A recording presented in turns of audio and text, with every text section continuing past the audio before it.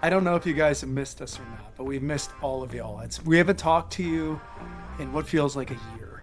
And we wanted to say right off the jump that we love you. We're glad you're here. I've got Andy. I've got Al. I've got Sunshine. My name is Matt. And we're here to talk about all things college football. And this is the single leg parlay college football preview for 2026, the year of our Lord. But before we do anything, let's have some lubricant to get ready to talk. Cheers, everybody. Cheers, boys. Cheers. Boys, we've made it through the doldrums. We've come out to the other side. Oh, you can almost hear the sprinkler sound. You can hear the thud of pads crashing into each other. You can hear coaches blowing whistles at kids, yelling at them, but now they're all paid, so no one listens at the same level, and they're transferring out next year. They're already putting their transfer plans together. Nobody wants to work anymore. The biggest story of the college football season is surrounding its biggest star. Athletes and the personas make the sport, and boy, what the hell is Pat McAfee doing? What's the name of the album? The Diary of a Polarizing Figure. Number one, what a douchey fucking title. Like, honestly, it makes me cringe. I have not listened to the whole album, but I know I have Chris here to give me a deeper music analysis. Chris, do you have any thoughts on Pat McAfee's new album? Like, I kind of wish that you hadn't railroaded me with this. Oh, I've got an analysis. Danny and I have already bought tickets to the concert. We're pretty fucking stoked. Hell yeah. I found the album to be very enlightening. I assume it's in a country and western bar with bull riding. Yes, definitely. Oh, it's definitely there, for sure. And it's also got hints of hip hop, and that's where it gets its explicit advisory, lyrics from. It's got to have some hip hop flavor to it. Oh, definitely. Because nothing says hip hop like a white guy from Pittsburgh. Know what I'm saying? Punter. When you think of any football position, you're like, which one is the guy who puts out a rap album? For sure, you start with punter. And the number one thing I think about when I think about a punter is a polarizing figure, boy. So I'm glad we're getting to the bottom of his diary. But we move away from that and let's talk about the actual college football season. There is a lot going on in the world, and we're going to start it off by talking about the playoffs, right? The biggest topic in college football right now is the actual playoffs. Last year, I think it was a success. Largely, I think we were really happy with the playoffs. It shows you the value of adding the team structure because you had the number 1 team in the playoff system face the number 10 team in the playoff system who barely got in the championship game, right? And it was really polarizing even getting to that point. But now they're talking about expanding it to 16 and 24. I don't know if anyone has thoughts on this, on the current playoff structure. Do you want it to go back to BCS? Do you want it to expand, or are we right in that sweet spot? I think 12 teams is perfect. I think they are only going to screw it up from here. I think teams like Notre Dame, you know what the solution is? A conference. That's it. Go win your conference. Whatever. If you think it's hard to make the playoffs in a conference, leave and go join another one where it's easier to get in the playoffs. You know what I mean? Like, I'll never make the playoffs as the 8th best SEC team. Well, okay, go join the ACC and win that conference then. Move around. 12 teams is perfect. More just makes it worse. I disagree 100%. That's right. I'm with Andy. Still in preseason I 100% right. disagree. Andy, tell me why you disagree. Because there's no such thing as too much football. You cannot give me too much football. Give me 36 teams in the playoffs and have it go till April. Like, I'm good with that. No problem. They should just start this. Week 1 should be the playoffs then. Just everybody in the giant bracket. The pre-playoffs? It's the pre-playoff season. I'm so excited for that. Now, Apertura. There's I think 12 is the maximum amount of people that you want to have in the playoffs. Oh, I'm sorry. I have to interrupt the program. Out of respect for Jayden Daniels, we've just hit the 5-minute mark, and I need to change the name of 5 to the Jayden Daniels minute. So we are in the Jayden Daniels minute, guys.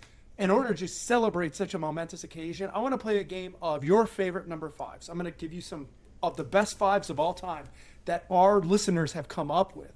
and this is undisputed. These are the top, biggest, most powerful number 5s in history, and we're going to compare it to Jayden Daniels and see which number 5 is better. Are you guys ready? Yes. All right. We have Jayden Daniels, the LSU quarterback, the only person to ever really like Brian Kelly, versus the 1990s one-hit wonder song from Lou Bega, Mambo Number 5. Al, Mambo Number 5 or Jayden Daniel at number 5? Yeah, Lou Bega, baby. Lou Bega. Okay, it's been said. Sunshine. Well, do you Monica have in my life. Oh, A little bit of Rita's all you need. yeah. A little bit of Rita, absolutely. Mambo number 5, no doubt. a little bit of Rita? A little bit of Sandra in the sun. Sorry, Jayden. Out of respect for you, you're not getting number 5 over Lou Bega. How about 5 for Fighting? Either the terrible 90s pop band that sang Superman or whatever, or the Hockey Penalty. Do we have thoughts on either one of those? Andy? I'll take Jayden Daniels over the band, but I'll Okay. take 5 for Fighting in hockey over Jayden Daniels. Fighting rocks in hockey. Yeah. It's what makes hockey Yeah. great. Absolutely. I was thinking the band, and I was like, "Oh, this is Jayden Daniel clears this like easily." But then you mentioned like anytime you call a penalty a major, that hits me right here. It touches you deep. Sunshine, do you have a ruling here? Oh, Oh, he was disgusted by even comparing them, so he jumped He hits out. all of it. Yep. Do you guys remember when you were a kid, you'd go to Subway and they had $5 footlong? So the $5 footlong era or Jayden Daniels? The era itself, I'll tell you what. There was a moment in my life when the $5 foot long was a super clutch thing, but never as clutch as Jayden Daniels. So give me the real number 5, Jayden Daniels right. on that one. Andy? Go with the $5 foot long. That's clutch. Meatball marinara or a Subway club for $5? No, I Cheddar chicken bacon ranch. What did they have? $5 Sweet onion footlong? chicken teriyaki. Oh, the sweet onion teriyaki. Sweet onion chicken teriyaki. It's like 8 words. I forgot about that one. I'm still going Jayden Daniels over that because of the fall from grace of Jared and the whole situation. But the $5 footlong era was big. All right, a couple more. We should rank bottom 5 Jareds one day. Okay, we could go for a Jared ranking. The 5-second rule or Jayden Daniels? Sunshine. Which number 5 ranks higher in your head, Jayden Daniels or the 5-second rule? 5-second rule, Matt. I'm not gonna let a piece of food go to waste. Al? One of these is fraudulent, and it ain't the one with a Heisman. I assume he won the Heisman, actually. Did he win the Heisman? I remember. think he Oh, did. a natty? I don't know. Handsome. He's definitely that. Yeah. Andy, do you have a thought here? Go Jayden Daniels on that one. I don't like the 5-second rule. Can we go into this really quick? That's just an arbitrary rule, right? There's not like a hard and fast rule like food scientists and nutritionists are like, okay, you got it in 3.5 seconds. The germs and the bacteria haven't noticed it was there yet. They haven't swarmed. Yeah. Yeah. Germs are instantaneous, I believe. I like the idea though that germs are just like lazing about on like Hold on, all guys. surfaces, and they're like, I guess I'll hop over to this. Give me a second. It's like when the referee's in there You know? holding the quarterback back. Like the center's ready to snap the ball, and he's like, no, get back. It's like a 50s husband talking to his wife. He's like, shut up, Rita. I heard food hit the floor. I got to go. And then they like run over there. Yeah. It takes 5 seconds. One, when you were a kid, you always heard something about toothpaste or like mouthwash, and 4 out of 5 doctors recommend this. So what's better? Jayden Daniels is number 5 or that free-thinking dentist or doctor who thought differently than the rest of the board? Andy. I like a free thinker. I'm going with the dentist. The independent dentist. All right, I like that. Al? I think a lot of free thinking has put us in a pretty slippery situation, generally speaking, and also generally all dentists can get fucked. So I'll take Jayden Daniels. Okay. Sunshine, this one comes close to home. Was it your does. father the 5th dentist, or did he disagree with him? I'm curious bad, about Sonny. your opinion. I'm gonna go. I'm bad. I'm gonna go with the dentist. You know that standalone dentist. Number 5. I think I'm going to go Jayden Daniels here because I don't like going to the dentist, and I've always had great joy watching Jayden Daniels play football. But no, I like the free thinking element of that dentist going against his companions, be like, no. I disagree with Crest.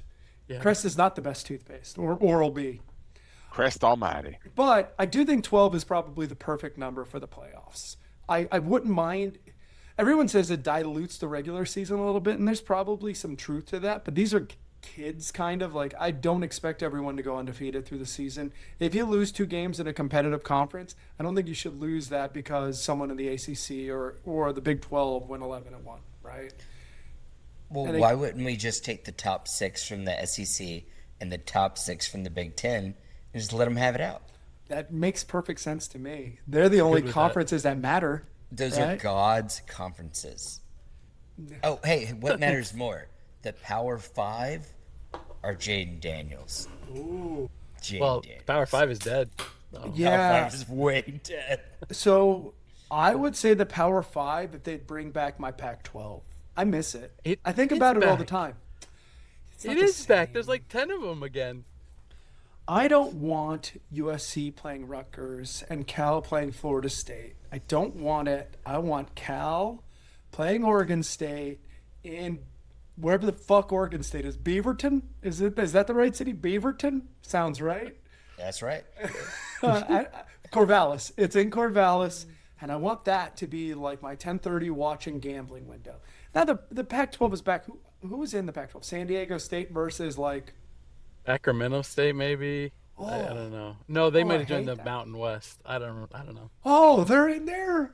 They're a real team now. Sacramento State's Division 1 now. Do you see who the newest Mountain West team is? I didn't. I'd love to Northern find out. Illinois West. Always associated with good old Illinois. When I think of the mountains, I think of the heartlands of Illinois every time. Yeah, You can roll. It's just so far west. You could roll a marble and it would just stay flat as hell for hundreds of miles in Illinois. So I'm glad they're in the Mountain West. I'm glad they found a new home. That's weird that they left the MAC. Was there more money in the? Do you have any background in that story, or they just like made a decision? They're like, fuck the MAC. Yeah, I don't know. I think like the name is still bigger, and you still have a couple of teams, right? Washington State and Oregon State. Maybe do they? Is there a religion that has like their Sabbath on a Tuesday? Because that could be something. Maybe they all celebrate that religion, and they don't want to play on Tuesdays anymore. That not in the high holy days. That could be it. That's probably it. All right, fair enough. Let's keep it moving. Yeah, no, I'll talk Maction. Boy, I can't wait till November when the weather changes and people are playing on Tuesday night. So college football and the AP dropped their top 10, right? And do we have any thoughts on preseason polls? They're a waste of time, right? People get up in arms, but I really think it's just like a reason to complain. But I don't know if you guys like the polls, preseason polls, hate the preseason polls, or you're just indifferent because, like, okay, that means football's coming close. I'll let anyone answer that. Andy, Sunshine, do you guys have any thoughts on preseason polls? Okay. They're not going to be the same at the end. Yeah, it doesn't matter, right? I like it because it signals that football's coming back, and if you haven't paid a ton of attention through the off season, it can kind of give you a good feeling of like who might be good this year and who's not. You know, my team wasn't ranked, but we were others receiving votes, so that that feels good. So I don't know. I always hate it because Notre Dame's on it. I'm like, of course they're on it. Of course Notre Dame's on it. Like, yeah. Next year you're like, who do you think is going to be top 10? Well, Notre Dame for one, but I wouldn't have put Oregon number 1. Oregon's 2, right? Yeah, we'll go into it right now. So I have an updated AP, but I could be looking at something. This is pulled by AI, so I could be having the wrong information. You can't trust the generative search. But the top 10 looks like this currently. Ohio State is number 1, Oregon 2, Georgia 3. Am I reading the wrong list? Because I will. It's the same as the list I have. Okay, Notre Dame is 4, Texas 5, Indiana 6, Miami 7, Texas A&M 8, Ole Miss 9, and Oklahoma 10. One of my favorite traditions about how stupid preseason polls are is there is guaranteed to be a team that is in the top 10 that has a dog shit year. Last year, Clemson was in the top 10. Awful season. Last year, LSU was in the top 10. awful season by their standards, right? They cleared house. Well, Dabo Swinney is going to die in that ship, but LSU got rid of Boudreaux, and they moved on to a more sexy coach. But it happens all the time, right? So let's talk about this. Of that top 10, who do you think is a guaranteed playoff lock, and who is a little bit suspect? Andy, I'll start with you. A guaranteed playoff lock is Oregon. I think Oregon's really good. I really like Dante Moore, and I think he shows up this season. Yeah, so I think Oregon's absolutely a lock. Are you at all leery about how Dante Moore's season ended last year? Remind me, he ended with an injury? No, he ended getting crushed by Indiana, right? It was right. a legendary Indiana team. He was projected to be like maybe the top pick in the draft, but then it went so poorly at the end of the year that he stayed in college. Yeah. I don't think that's a bad thing to stay in college. I think he probably needed the extra seasoning, and I think it was a revelation. But I'm a little nervous, and it just could be like recency theater. But that end did not end as well, and Indiana may just be a monster. Yeah, but I look at Indiana. They won the whole thing last year, but the year before was their first year in the playoffs, and they got crushed and bounced really early. So there's something to be said for getting some playoff experience and then coming back the next year. Getting your feet under you. Exactly. I want to start with, so you have Oregon as a guaranteed lock. We'll go back to who's the fraud here. Sunshine. Of that list, do you have any guaranteed locks in there? I'm gonna say that, like, I think that we'll get into it later, but I think Ole Miss is gonna be back. Oh, okay. So you're buying what Golding is selling at Ole Miss. I like that. Is it because of a certain quarterback with a national name? You bet it. I do like him. I love him. I hope he hasn't been found out, right? Like he kind of bursted on the scenes, wasn't expected to play, and then Trinidad just lit the world on fire. I kind of hope the same, and I'll talk about why I hope it's really important at the end, because Florida State may be in a similar situation. I kind of think Notre Dame is a guarantee. Yeah. Largely, I don't think their schedule's very competitive this year. They do have a game against Miami. Miami's going to Notre Dame in November. Notre Dame with a cakewalk schedule? And yeah, more than anything, it's like, Al, I didn't even know you were there. I haven't seen your face. I'll ask the same question to you.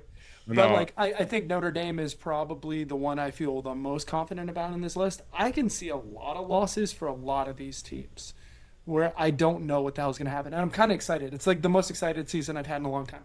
I'd also say Miami feels pretty locky. The ACC is going to be relatively down. We'll have to see how Virginia Tech plays this year. I don't know if anyone's buying Clemson. I'm not selling anyone Florida State. So I don't know. I don't really see the competition. I think Notre Dame is the one game on there, but I'll cede the floor to Al. Al, of the top 10, who do you think is a playoff lock? Yeah, I don't think Miami is a playoff lock for sure. I don't think. I mean, they've never won the ACC, even still. So, not really. Certainly, they have talent. They can do a lot of big things, right? And I'm gonna be pulling for them to do so. But Sunshine with the Ole Miss pull was a good one. I was kind of leaning that way too. But I'll actually go Texas A&M because Mike Elko is legit. Another year there. Marcel Reed is talented. So I think I haven't looked at their schedule. I don't know where they'll shake out, but it feels like they should be able to continue where they left off last year. All right. Those are surprising picks, boys. We didn't go after Oregon State or Georgia. Ohio State, pardon me. Oregon State would be awesome. Pac-12 champs. I mean, I don't think there's much to say when you say, oh, I think Ohio State's a lock. Like, yeah, the number one team in the country or whatever it is, and they're there every year. It's kind of like saying I predict the sun's going to come up tomorrow. Like, it's not much of a gamble there. All right, let's go the other side. Let's talk about the tradition that is top 10 teams not being ranked at the end of the season. Al, I'm going to start it with you. Of the top 10, who do you think is not going to be ranked come end of season? Yeah, I mean, the easy one is Oklahoma, right? They're 10th on this list, and I don't know why. But to get a little more spice in this, I'm going to say Texas. I don't know. I don't. There's no reason why I would expect them to make it. Sunshine? I'm gonna second it with Texas. I don't think Manning's your answer. I think he Man, was- the takes are spicy. I love it. So Texas to not finish in the top 10, I think I'm okay with. They've still got questions from last year. Like Arch needs to step up. They've got a really, really tough schedule. After their bye, they've got Oklahoma, Florida, Ole Miss. Then they skip a couple of games and it goes LSU, A&M. Like, that's a crazy schedule. How many QBs on this list is Arch Manning better than? Not better than Sayan. Not better than Moore. Do you guys have an opinion on Gunnar Stockton? I'm going to go to Georgia, the state of Georgia here. Sunshine, do you have an opinion on Gunnar Stockton? I think he's better than Arch I think he's Manning? better than Manning. CJ Carr feels like a future like NFL player to me. He feels like legitimately good. Josh Hoover at Indiana.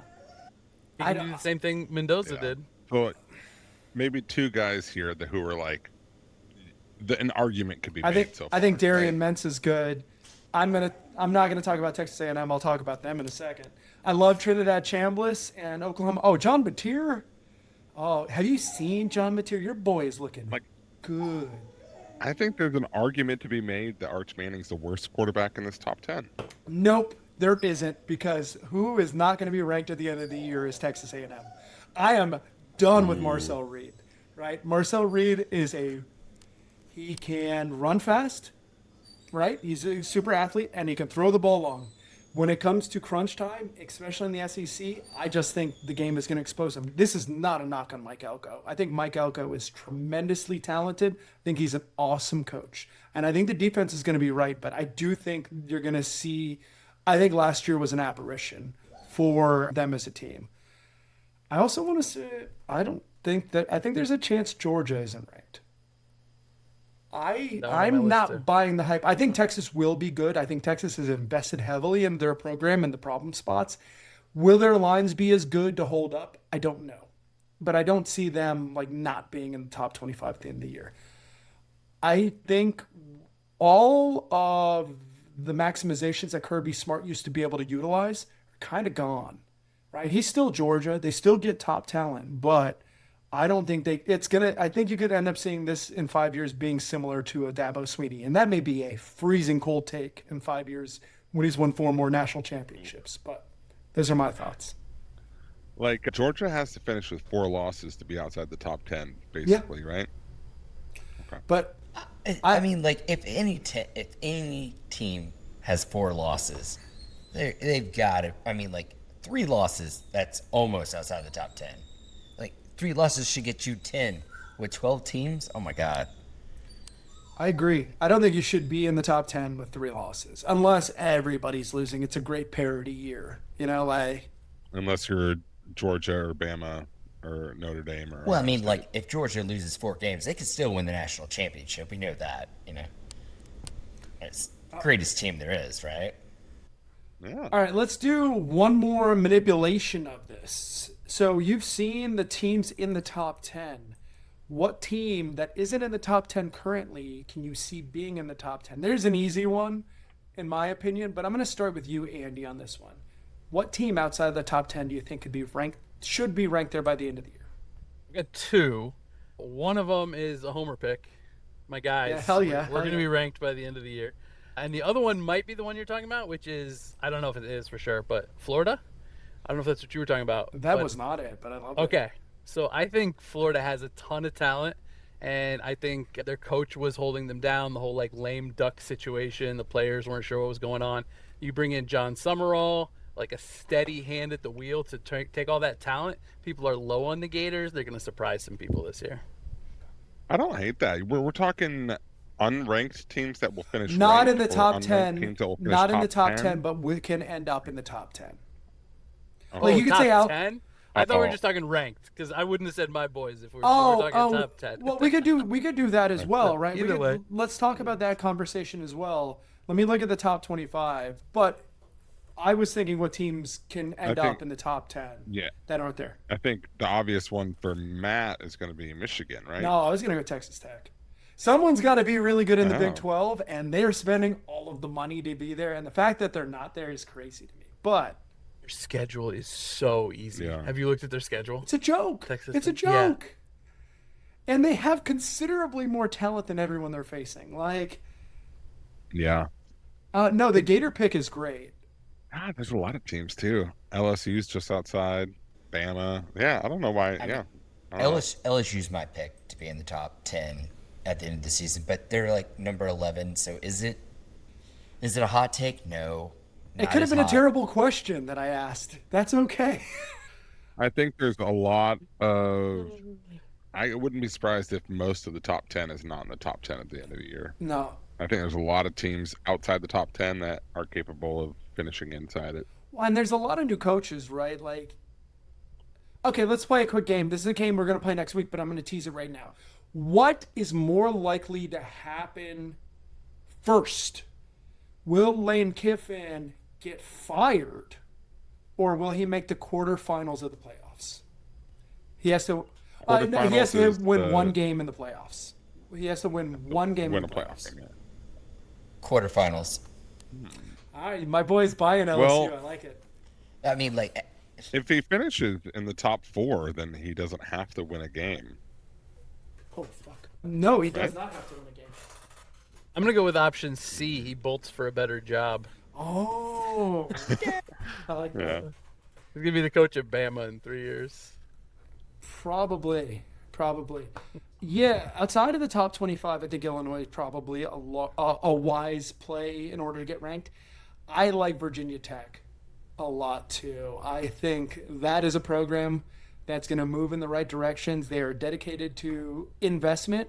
I don't know if James Franklin. I don't right? know if this will be their year, but I could definitely see them getting better because they've already laid out like $250 or $300 million in order to satisfy their program like NILs in the future. So they convinced James Franklin to come, who is largely a good coach. I can see them. I don't know if it's a year too early, but I like Virginia Tech in this conversation. I'll tell you who I'm going to root. Oh, I against can't wait. I is love that. Clemson.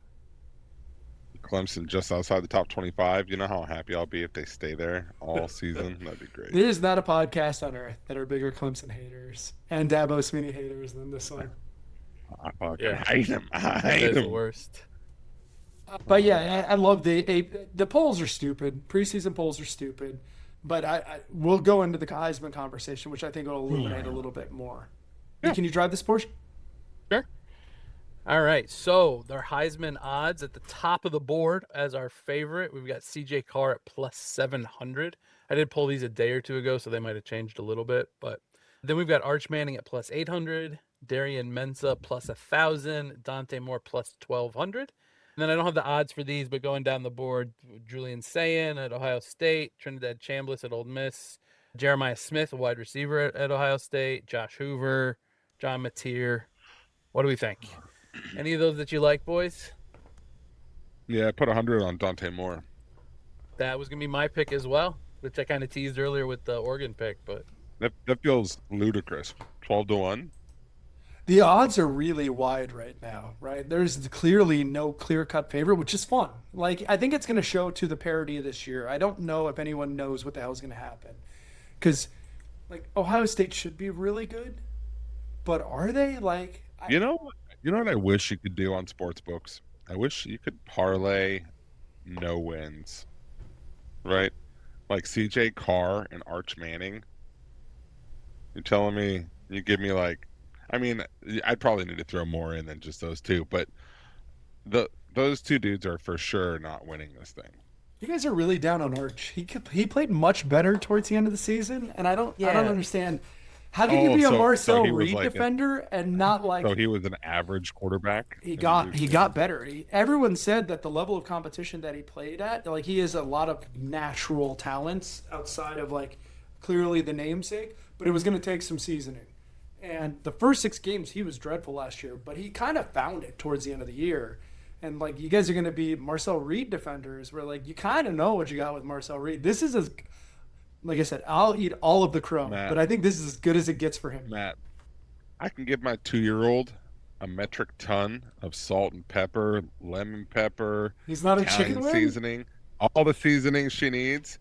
I'm not gonna eat a fucking thing she makes with those It ain't gonna taste. It ain't gonna be edible. Fair enough.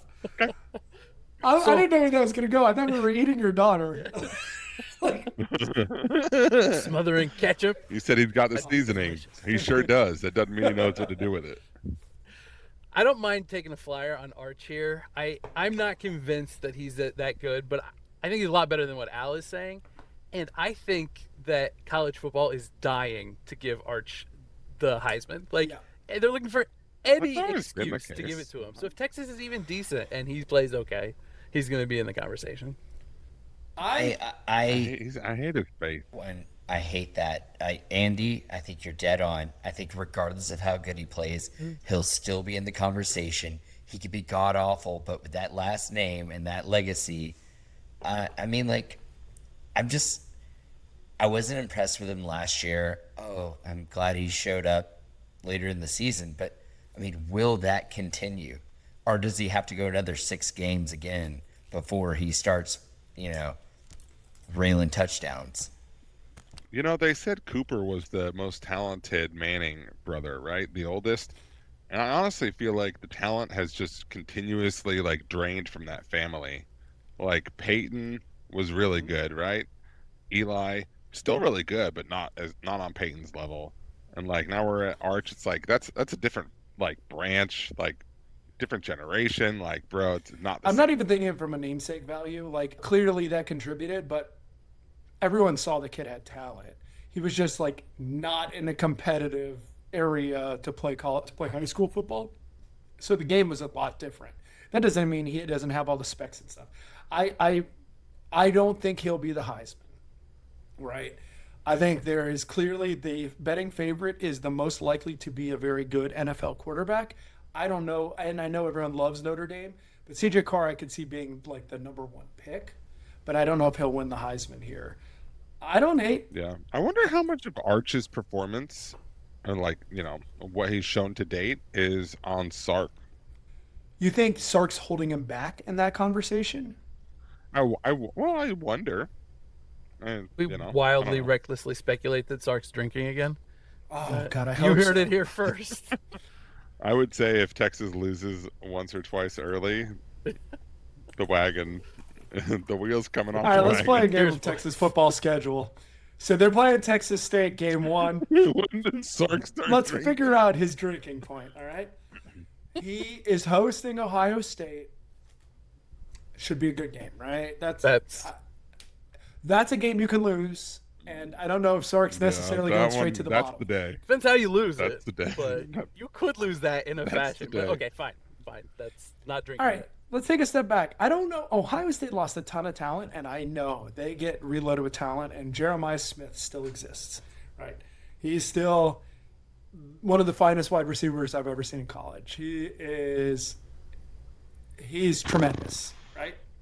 But they lost a lot of talent on defense and on the lines, and are they going to be able to make it up easily? I'm not necessarily penciling them into the number 1 spot. Okay, but they should beat UTSA. They play Tennessee on the road. If they lose that Ohio State game, so dark. It's going to get so dark. Could you see your boy hitting the bottle on September 26th? It's a noon game. It's a long. You can't drink all day if you don't drink early, right? Could your boy start hitting it at 3:15, 3:20 p.m. Tennessee You time? said this is at Tennessee? Mm-hmm. There's a lot of dry counties in Tennessee, aren't there? Knoxville I isn't think it? there's I think there's a lot of excuses he can make for losing in Tennessee, so he can excuse himself if they lose that What's one. after that? But I Oklahoma. think within a month it's going to get real dark. The Red River. Well, the good thing there is he could Rivalry. probably just sneak out and join the festivities at the Texas State Fair and just start have a fried Oreo, maybe go on the Ferris wheel. And maybe he drinks 6 or 7 pints of vodka. Who knows, right? Maybe they have it there while he's on the Ferris wheel. Maybe he rides the Gravitron, and just can enjoy his life for a little bit. I don't know. Yeah. And then after that is Florida. I do think if he loses a couple of those games and loses Florida at home, it's drinking season. Sark's gone back for sure. Listen to this stretch. Florida, Ole Miss, Mississippi State, Missouri, LSU. Wait, I went too far. Sorry. Oklahoma, Florida, Ole Miss. those 3 are in a row. It's a tough one. Yeah, I think that's tough. And then they go to LSU late in the year. I think that could be the one where he's gonna, he might be calling Baton Rouge, like, have a bottle ready. I don't know. I know Andy's high on Florida. I think it may be a year early for Florida, but I do like Summerall. I think it's probably a step in the right direction. I'm telling you, that's a get-up game for Florida. And Andy said they got the talent. Summerall's a good coach. It's also more than a month into the season at that point, so they may have kind of settled in. Do they still have Lagway? Is he still there? No. He's gone. What's he doing? He's at where the hell is he at Rice or North Texas? Where is TJ Lagway? Rice sounds right. Ugh, that's Now that gross. you said that. Baylor. So gross. Oh, he is going to throw for 1 trillion yards in the Big 12. He is going to throw for all the yards. Yeah, I like CJ Carr as a pro prospect, and I think that you want to talk about a Manning, them wanting to get a Manning to the Heisman. You don't think they want to get Notre Dame back in the Heisman bench, right? So I could see that one. I like Darian Mensah too. I hate saying it, but the dude is great. He won the ACC last year. Maybe he's what Miami needs to finally win the ACC. He's seasoned. He's done it before. Maybe we'd have a back-to-back ACC. You get to taste the sweet victory that comes in Charlotte, North Carolina for the first time. Illinois, Charlotte, North Carolina. Illinois victory. beat Duke last year, so by the transitive property, I think Illinois was the ACC champion. I agree. I agree 100%. Before Miami. I agree. Let's give you the ACC crown. Thank I agree. You. I appreciate that. All right, let's talk about a couple teams we're intrigued by, just the whole system, right? There's a lot going on. We talked really focused on the Heisman elements in the top 10. But are there any teams you're really interested to watch this year because of the changing landscape? I'll start with you, Andy. Yeah, I've got 2. My first one is Iowa State. When Matt Campbell left to go to Penn State, not only are they losing a great coach, he took half that roster with him. Rocco Beck, just a ton of guys. So they've got quarterback. nothing. Rocco Beck at Penn State. That's going to be so fun. But Good quarterback for the first time. Yeah. Yeah. So they went from Brock Purdy to Rocco Beck. They need another rock in there somewhere. Brock. I don't know where they're going to find it. That's my analysis. Crockett. Oh, Crockett is a great quarterback first name. He should be the quarterback at Tennessee for sure. Yeah. Crockett Jennings. I want Crockett Jennings. Crockett Jumbo. And I got one more. My other one is Colorado. I am very excited to watch Colorado this year because I think they're going to be bad again. And Deion's on the hot seat and about to get fired. Deion could be a lot of fun. Do you think he's actually on the hot seat? What is Colorado's long-term expectation here? I think we kind of... More than 4 wins. Yeah. But everyone on this podcast was pleasantly proven wrong with what Colorado did in their first year, right? We were like, oh, this is going to be a disaster. Then the TCU game happened. We're like, oh, shit, we may be wrong here. But I never had high expectations for them. It's a really hard place to recruit. And the NIL area has made it considerably harder. Jordan Seaton's gone now. All these top players that they got in there before NIL was such a prevalent thing, they're gone. So, I don't have any expectation for them. So, yeah, I agree with you, I guess. I talked myself into agreeing with you. I would love to watch the disaster. I don't think Deion is – I think Deion is an interesting motivator of humans.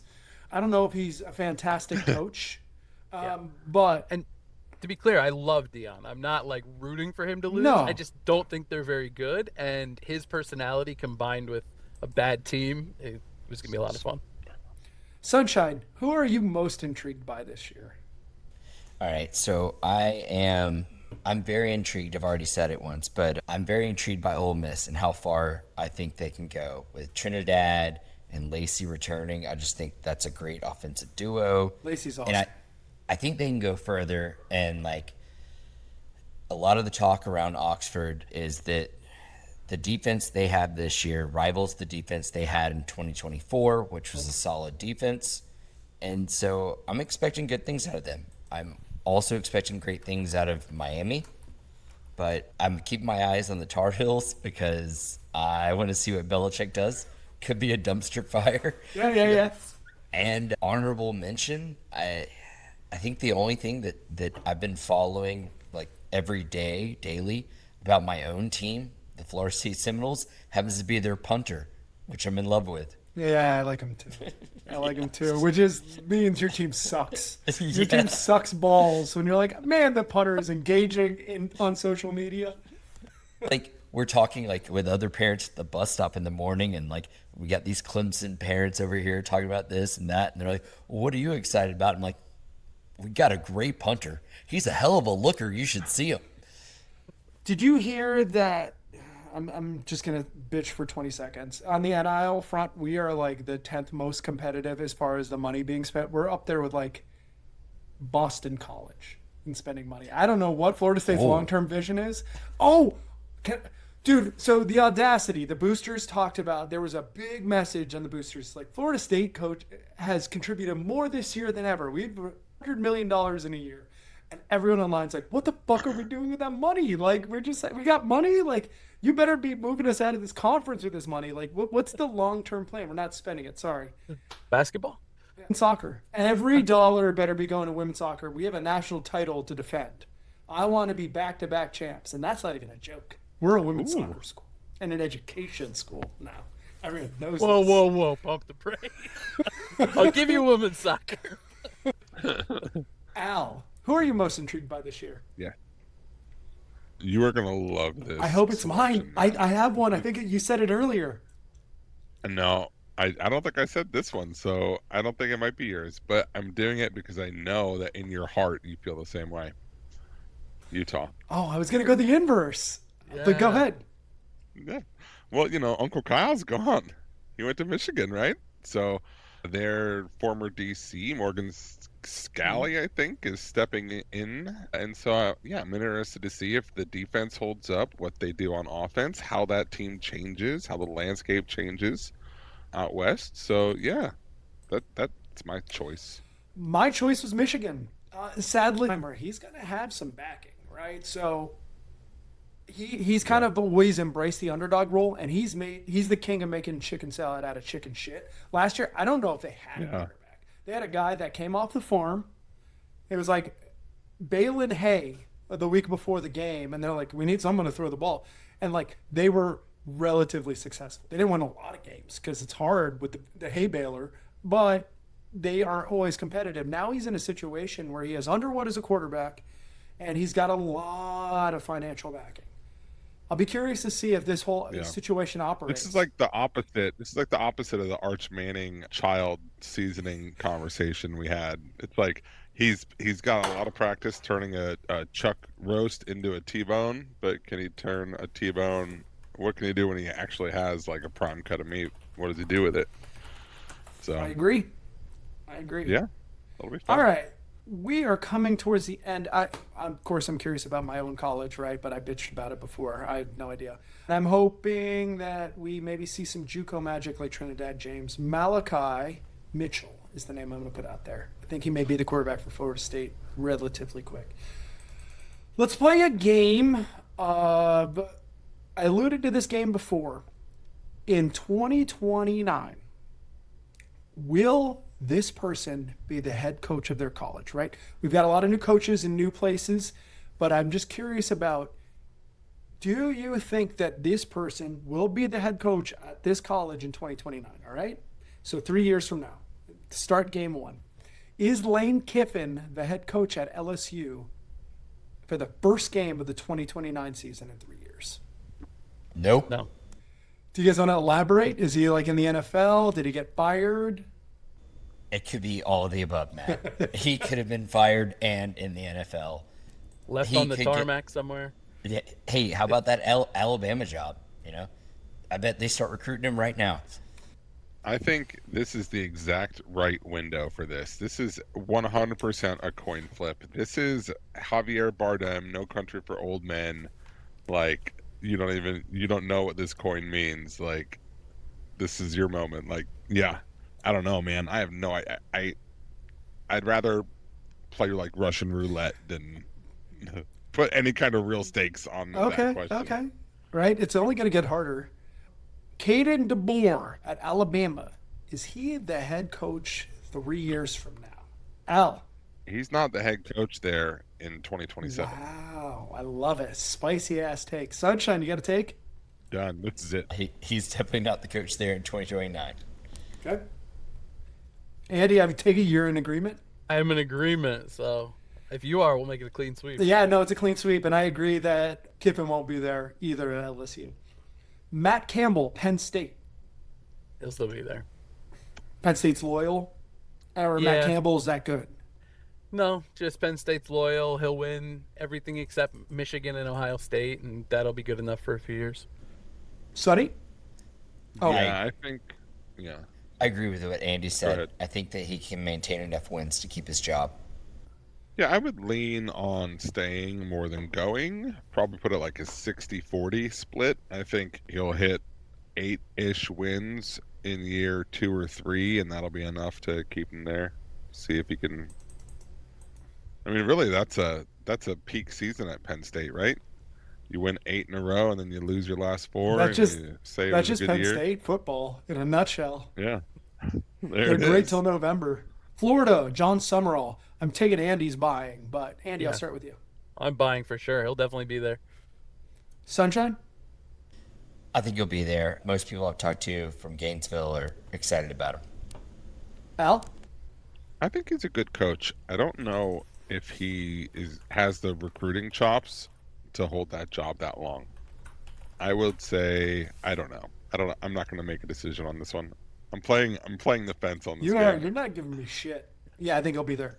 They kept, and I can't even remember his name. They kept the coach for way too long before, and I think that Summerall is a much better coach. He knows how to actually coach football.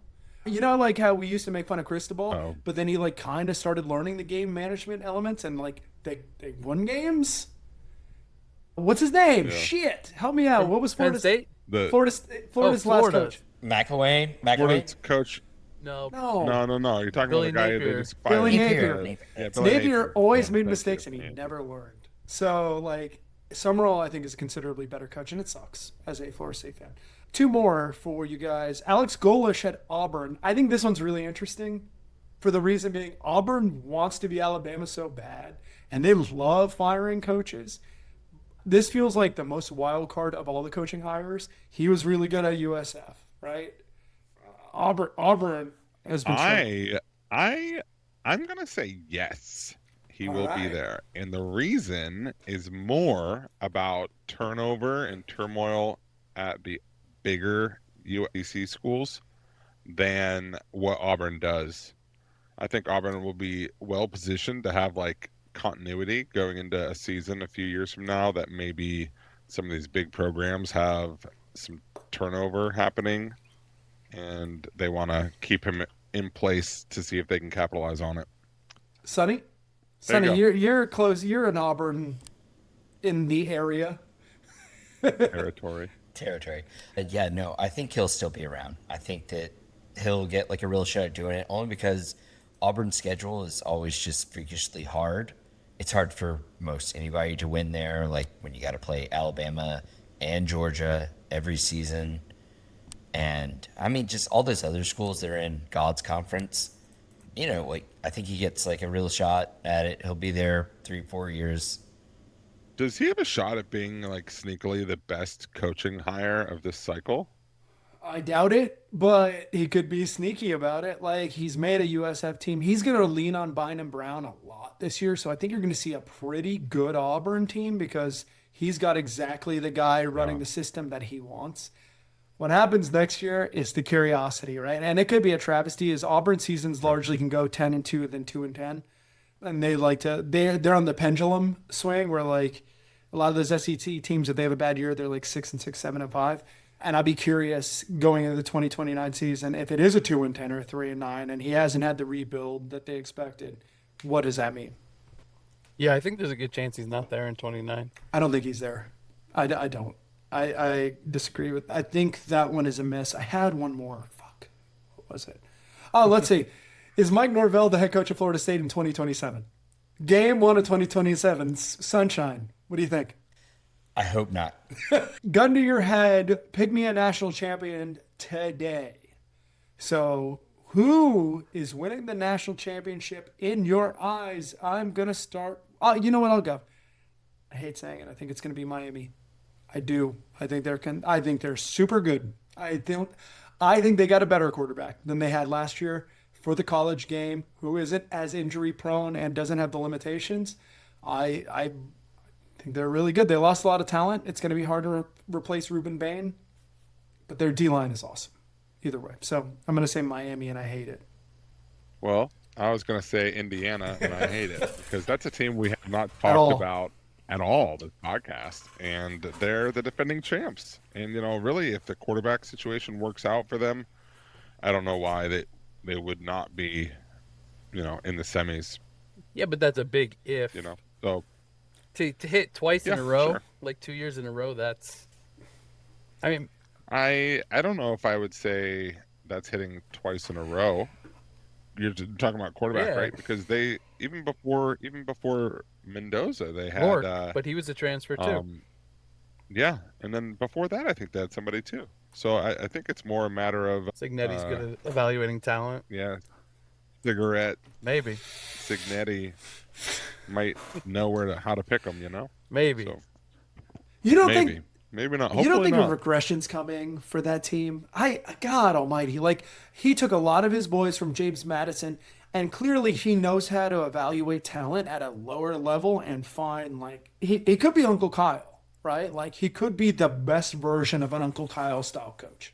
Boy, that's a huge thing. That's a huge hill to climb to go 16-0 and win another natty. I think 4 years. I think 4 years is a long time to be waiting for the shoe to drop. And maybe that shoe just ain't coming off. Yeah, I get it. I would think that if I had to guess their win total, what is the Indiana win total right now? I know they have an easier version of their schedule. I'd go under 10.5. You think they're going to win for plus money? I would probably take the under there. I was going to say, I bet you they win 10 games, and I imagined the line would be 9.5.